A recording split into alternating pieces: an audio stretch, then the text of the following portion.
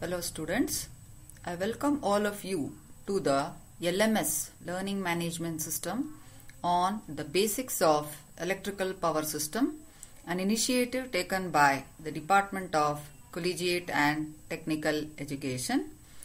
So students, hope you are all keeping good health and really doing well.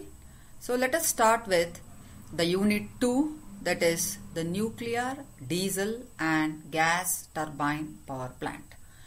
So idradu course outcome ಏನು, the course outcome ಅಂದ್ರೆ ಈ ಕೋರ್ಸ್ ನೀವು ಮುಗಿಸಿದಾದ್ಮೇಲೆ ಅರ್ಥ ಆಯ್ತಾ, you will be able to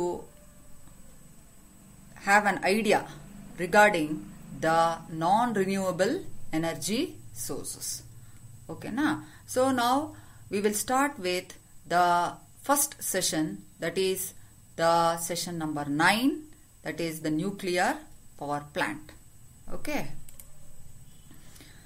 So before we go to that, let us just have a recap, okay, of what was done in the unit 1.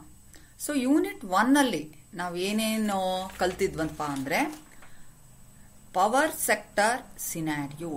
Power sector ಸಿನಾರಿಯೋನಲ್ಲಿ ನಾವು ಏನೇನು ಡಿಸ್ಕಸ್ ಮಾಡಿದ್ವಿ ಅಂದ್ರೆ ಇಂಡಿಯಾದು ಪವರ್ ಜನರೇಷನ್ ಎಷ್ಟಿದೆ, ಅರ್ಥ ಆಯ್ತಾ?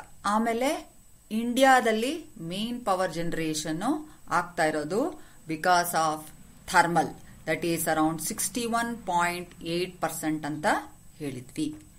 ಓಕೆ. ಆಮೇಲೆ ಹಾಗೆ ಹೈಡ್ರೋದು ಬಂದ್ಬಿಟ್ಟು 12.2%, ನ್ಯೂಕ್ಲಿಯರ್ದು ಬಂದ್ಬಿಟ್ಟು 1.8% ಅಂತ ಹೇಳಿದ್ವಿ.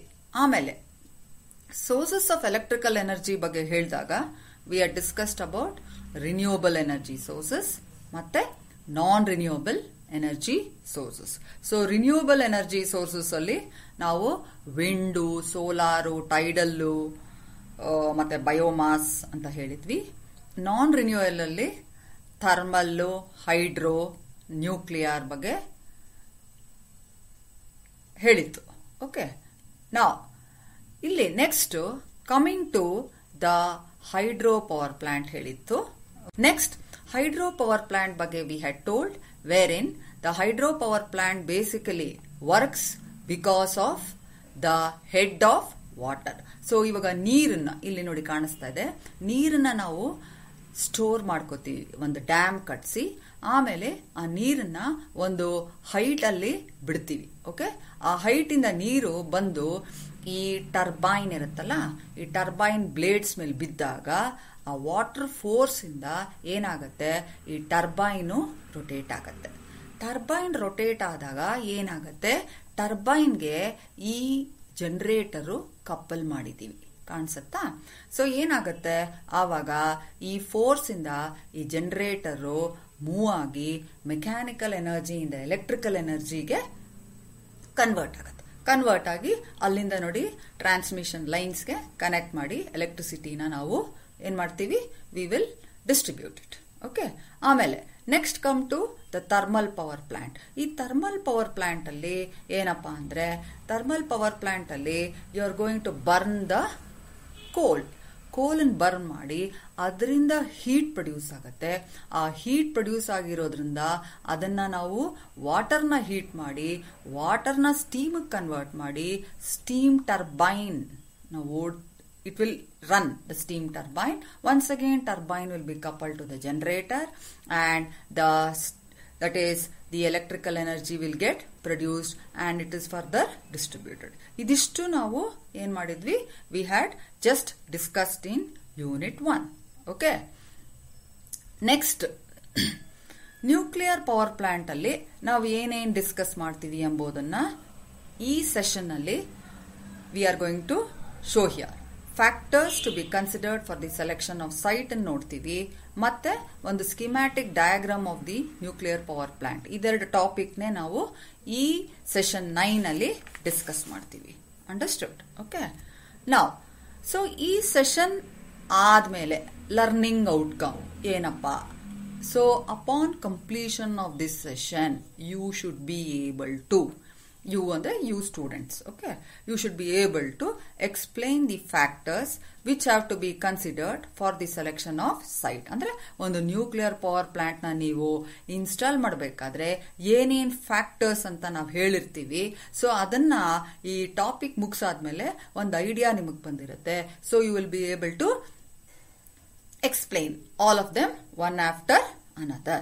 ಓಕೆನಾ?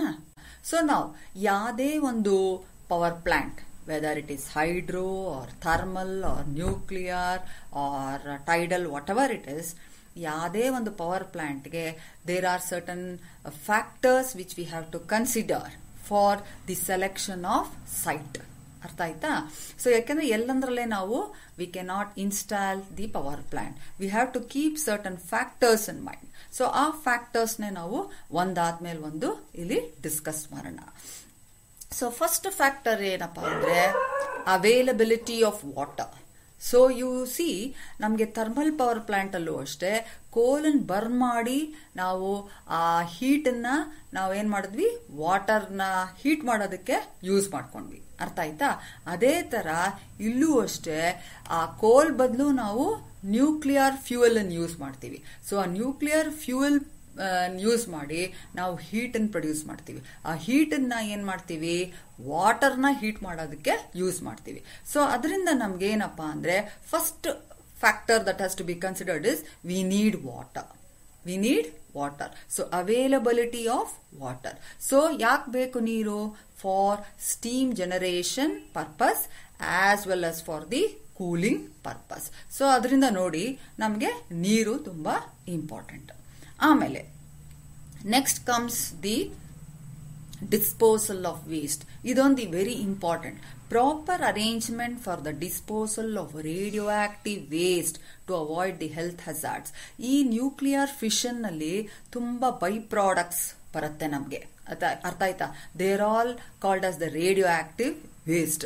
ಈ ರೇಡಿಯೋ ಆಕ್ಟಿವ್ ವೇಸ್ಟ್ ಏನಾಗತ್ತೆ ಅಂದ್ರೆ ಹ್ಯೂಮನ್ ಬೀಯಿಂಗ್ಸ್ಗೆ ಅದರಿಂದ ತುಂಬಾ ಸೈಡ್ ಎಫೆಕ್ಟ್ಸ್ ಇರುತ್ತೆ. ಅರ್ಥ ಆಯ್ತಾ? ಮೇನ್ ಅಂದ್ರೆ ಕ್ಯಾನ್ಸರ್ ಆಗತ್ತೆ ಅದರಿಂದ. ಓಕೆ, ಸೊ ಇದ್ರದ್ದೇ ಒಂದು ಟಾಪಿಕ್ ಇದೆ, ನಾವು ಫ್ಯೂಚರ್ ಡಿಸ್ಕಸ್ ಮಾಡ್ತೀವಿ. So therefore we have to take lot of care when you are going to dispose of the waste. ಅಂದ್ರೆ ಆ ನ್ಯೂಕ್ಲಿಯರ್ ಫಿಷನ್ ಪ್ರಾಸೆಸ್ ಆದ್ಮೇಲೆ ಆ ಬರೋ ವೇಸ್ಟ್ ಅನ್ನ ನಾವು ತುಂಬಾ ಕೇರ್ಫುಲ್ ಆಗಿ you have to dispose it. So therefore that also is another important factor.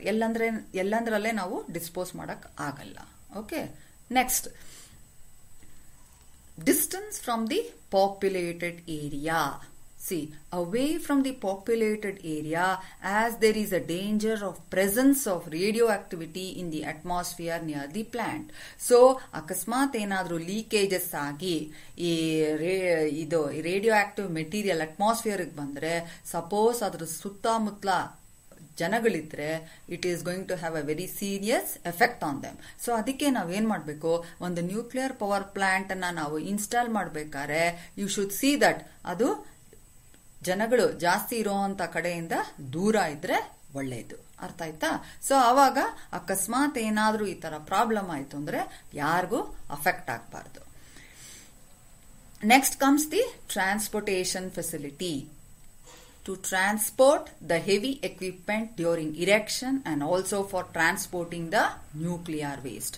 So ಯಾವುದೇ ಒಂದು ನ್ಯೂಕ್ಲಿಯರ್ ಪ್ಲಾಂಟ್ ನ ನಾವು ಇನ್ಸ್ಟಾಲ್ ಮಾಡಬೇಕಾದ್ರೆ ಸೊ ಎಷ್ಟೊಂದು ನಮ್ಗೆ ಹೆವಿ ಎಕ್ವಿಪ್ಮೆಂಟ್ಸ್ ನ ನಾವು ಅದನ್ನ ಟ್ರಾನ್ಸ್ಪೋರ್ಟ್ ಮಾಡ್ಬೇಕಂದ್ರೆ ಒಂದು ಊರಿಂದ ಇನ್ನೊಂದು ಊರಿಗೆ ತರಬೇಕಾಗತ್ತೆ. ಸೊ ಅದರಿಂದ ನಮ್ಗೆ ಏನಂದ್ರೆ ರೈಲ್ವೇಸ್ ಹತ್ರ ಇದ್ರೆ ಒಳ್ಳೇದು, ಅಥವಾ ನಮ್ಗೆ ಒಳ್ಳೆ ರೋಡ್ ಫೆಸಿಲಿಟೀಸ್ ಇದ್ರೆ ಟ್ರಾನ್ಸ್ಪೋರ್ಟೇಷನ್ಗೆ ಸುಲಭ ಆಗತ್ತೆ. ಸೊ ಇಲ್ಲೇ ನೋಡಿ, ಇಲ್ಲೊಂದು ಇದು ಕಾಣಿಸ್ತಾ ಇದೆಯಲ್ಲ, ಸೊ ಇದನ್ನ ನಾವು ಟ್ರಾನ್ಸ್ಪೋರ್ಟ್ ಮಾಡಿ ಅದನ್ನ ಇನ್ಸ್ಟಾಲೇಷನ್ ಮಾಡಬೇಕಾಗತ್ತೆ. So therefore another factor that has to be kept in mind is you should have that is your plant should be near to good transportation facilities. Okay, next, nearness to the load center. So why? Because you have to reduce the cost of the transmission lines and the line losses. ಅಂದ್ರೆ load centre ಅಂದ್ರೆ those who are going to consume. ಇವಾಗ generate ಆಗಿರೋ power ಅದನ್ನ ನಾವು consume ಮಾಡಬೇಕು, ಅಂದ್ರೆ ಉಪಯೋಗಿಸ್ಕೋಬೇಕು. ಇವಾಗ ನಮ್ಮ ಮನೆಗಳಲ್ಲಿ ಎಷ್ಟೊಂದು ಲೋಡ್ಸ್ ಇರುತ್ತೆ. ಅರ್ಥ ಆಯ್ತಾ? ನಿಮ್ಮ ಮನೆಯಲ್ಲಿ ಒಂದು ಗೀಸರ್ ಇರ್ಬೋದು ಅಥವಾ ಒಂದು ಫ್ರಿಡ್ಜ್ ಇರ್ಬೋದು, ಇದೆಲ್ಲ ಲೋಡು. ಇದು ಎಲ್ಲೇ ಜನರೇಟ್ ಆದ್ರೂ ನಮ್ಮ ಮನೆಗೆ ಬರೋದು, ಅರ್ಥ ಆಯ್ತಾ? That is important. ಸೊ ಅದರಿಂದ ನಾವು ತುಂಬಾ ದೂರ ಇದ್ರೆ, ಓಕೆ, ಜನರೇಷನ್ ಸೆಂಟರ್ ಇಂದ ತುಂಬಾ ದೂರ ಇದ್ರೆ you will have to spend a lot of money for the transmission lines. ಆಮೇಲೆ ಇದಲ್ಲದೆ ಆ ಟ್ರಾನ್ಸ್ಮಿಷನ್ ಲೈನ್ಸ್ ಅಲ್ಲಿ ಲಾಸಸ್ ಇರುತ್ತೆ. ಸೊ ಇದನ್ನೆಲ್ಲ ನಾವು ನೋಡ್ಕೋಬೇಕು, ಅರ್ಥ ಆಯ್ತಾ? So we have to reduce the transmission line and also we have to see that in turn the losses also will be reduced. Next, the site should reasonable rate ಇರಬೇಕು. The site should be available at reasonable cost. See, whenever you set up a plant, large amount of area is required for the installation of the plant. Artha aita? So therefore, the place where you are going to install a jaga namge cheap age sikkidre ಒಳ್ಳೆಯದು. ಅರ್ಥ ಆಯ್ತಾ? We cannot spend a lot of money on the site itself. Understood? Okay? So these are some of the factors. Now, keeping those factors in mind, okay, so just look at the diagram of a nuclear power plant. On the nuclear power plant alli ಏನೇನು what you call it as parts irutte enbodu. You will have a nuclear reactor, you will have a heat exchanger, then you will have a turbine, you will have an alternator, then you have the transmission lines with the safety devices with it, then you have the bus bars, then you have the condenser, then the cooling tower, ಮತ್ತೆ ಒಂದು ನೀರಿನ source ನೋಡಿ, river ಅಂತ ತೋರಿಸಿದೀವಿ. Then all these are interconnected. So ನೋಡೋದಕ್ಕೆ ಈ ತರ ಒಂದು ಲೇಔಟ್ ಇರುತ್ತೆ.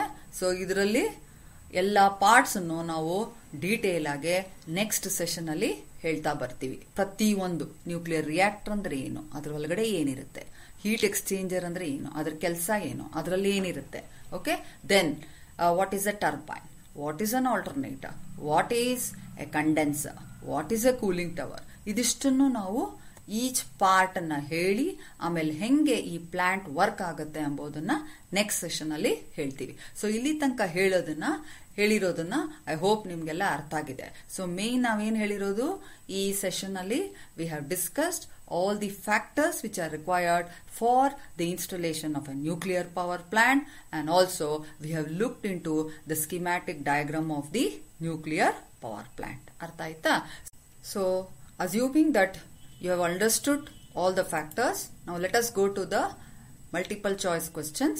The first question is, the best capable alternative source which can meet the future energy demand is, okay, thermal power plant, nuclear power plant, hydroelectric power plant, and geothermal power plant. So the answer is the nuclear power plant. Let's see ಯಾಕೆ ನಾವು ಇದನ್ನ choose ಮಾಡಿದೀವಿ ಅಂದ್ರೆ, see ಬರ್ತಾ ಬರ್ತಾ electrical ಎನರ್ಜಿದು demand day to day increase ಆಗ್ತಾ ಇದೆ. ಅರ್ಥ ಆಯ್ತಾ? ಪಾಪ್ಯುಲೇಷನ್ ಇನ್ಕ್ರೀಸ್ ಆಗತ್ತೆ, ಎಲ್ಲರಿಗೂ ಕರೆಂಟ್ ಬೇಕೇ ಬೇಕು, ಇಂಡಸ್ಟ್ರೀಸ್ ಬೆಳೀತಾ ಇದೆ. ಸೊ ಇದು ಥರ್ಮಲ್ ಪವರ್ ಪ್ಲಾಂಟ್ ಏನಾಗ್ತಾ ಇದೆ ಅಂದ್ರೆ, ಇದು ಬೇಸಿಕಲಿ ಫಾಸಿಲ್ ಫ್ಯೂಯಲ್ ಅಂತ ಕರಿತೀವಿ. ಓಕೆ, ಥರ್ಮಲ್ ಪವರ್ ಪ್ಲಾಂಟ್ ಅಲ್ಲಿ ಯೂಸ್ ಮಾಡೋದು ದಟ್ ಈಸ್ ಕೋಲ್, ಆಯಿಲ್ ಅಂಡ್ ಗ್ಯಾಸ್. ಇದೆಲ್ಲ ರಿಸರ್ವ್ಸ್ ಬರ್ತಾ ಬರ್ತಾ ಡಿಕ್ರೀಸ್ ಆಗ್ತಾ ಇದೆ. ಸೊ ಏನಾದ್ರೂ ಒಂದು ನಮ್ಗೆ ಆಲ್ಟರ್ನೇಟಿವ್ ಬೇಕೇ ಬೇಕು. ಅರ್ಥ ಆಯ್ತಾ? So therefore the best alternative is the nuclear power plant. ಈ ಹ್ಯೂಜ್ ಡಿಮ್ಯಾಂಡ್ ಅನ್ನು ಮೀಟ್ ಮಾಡ್ಬೇಕಾದ್ರೆ ನ್ಯೂಕ್ಲಿಯರ್ ಪವರ್ ಪ್ಲಾಂಟೇ ಬೆಸ್ಟ್. ಯಾಕಂದ್ರೆ ಹೈಡ್ರೋ ಏನಾಗುತ್ತೆ, ಅದು based on the water availability. ಎಷ್ಟೋ ಸತಿ ಮಳೆ ಬರ್ದಿದ್ರೆ ನಮ್ಗೆ ಅದರದ್ದು ಯೂಸೇಜ್ ಬರಲ್ಲ. ಆಮೇಲೆ ಜಿಯೋ ಥರ್ಮಲ್ ಪವರ್ ಪ್ಲಾಂಟು ಅಷ್ಟೇ, ದಟ್ ಈಸ್ ಲಾರ್ಜ್ ಕ್ವಾಂಟಿಟಿ ನಮ್ಗೆ ಅದರಿಂದ ಸಿಗಲ್ಲ. So the best alternative is the nuclear power plant. ಓಕೆನಾ?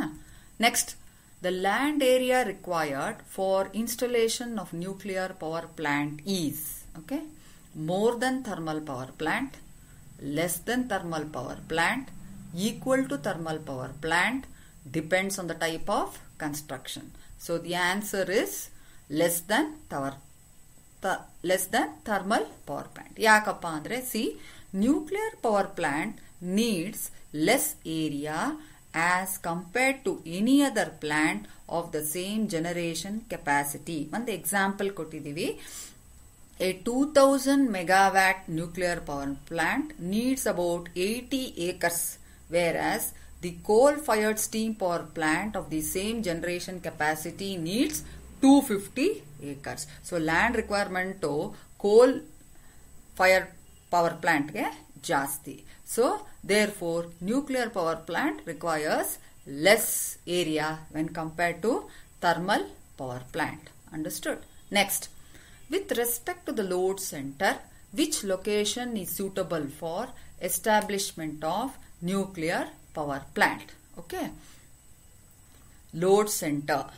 Next, near the load center but at reasonable distance. Next, far away from the load center. Next, near the chemical industries. So, with respect to the load center, which location is suitable for the establishment of nuclear power plant anta kelirodu. So load center agata athwa near the load center, reasonable distance, far away from the load center, near the chemical industries. So the answer is near the load center but at reasonable distance irbeku. Yake nodona. These plants can be located near the load center because of the negligible cost of transportation of fuel. Artha aita? Okay. But there should be a reasonable distance between the nuclear power plant and the nearest populated areas from the point of view of safety against the danger of radioactivity. So factors alli ನಾವು ಇದರ ಬಗ್ಗೆ ನಾವು ಹೇಳಿದ್ವಿ detail ಆಗಿ. So ಅದನ್ನ ನಿಮಗೆ ಜ್ಞಾಪಕ ಇದ್ರೆ you will be able to choose the correct option. Okay na? So coming to the next question, all the nuclear fuel reserves will be ended in about 400 years. Okay, let's look at the options. True, false. Okay, so the answer is false. Yake? Because there are larger deposits of nuclear fuel available all over the world. Therefore, such plants can ensure continued supply of electrical energy for thousands of years. So therefore, ನಮ್ಗೆ ಯೋಚನೆ ಮಾಡೋ ಅಷ್ಟಿಲ್ಲ, ನಮ್ಗೆ nuclear fuel ಸುಮಾರು ವರ್ಷಗಳಿರುತ್ತೆ. So it will not end in about 400 years. Okay, next question ನೋಡೋಣ. In nuclear fission, each neutron that causes fission releases no neutron, at least one new neutron, one neutron, more than one neutron. So ನಿಮ್ಗೆ nuclear ಫಿಷನ್ದು process ತೋರಿಸಿದ್ದೆ ಒಂದು animation ಅಲ್ಲಿ. So ನಿಮ್ಗೆ answer ಗೊತ್ತಾಗಬೇಕು. The answer is not only one neutron but more than one neutron. So in schematic nuclear fission chain reaction, uranium-235 atom absorbs a neutron and fissions into two new atoms, releasing 3 neutrons and some binding energy. Artha aita? Okay. So these are some of the reference books. Principle of Power Systems by B.K. Mehta and Rohit Mehta. Generation of Electrical Energy by B.R. Gupta. Electrical Power Generation, Transmission, Distribution, Sensing. Elements of Power Station Design by M.V. Deshpande.